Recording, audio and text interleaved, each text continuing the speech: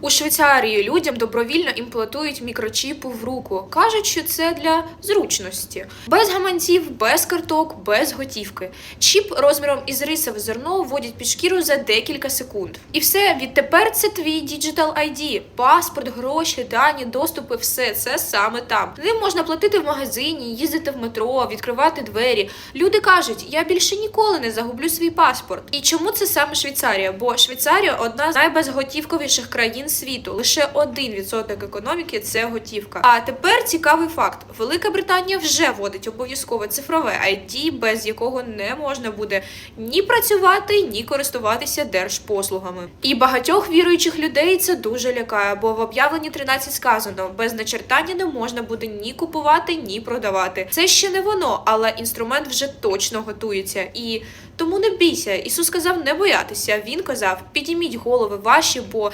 наближається ваше визволення.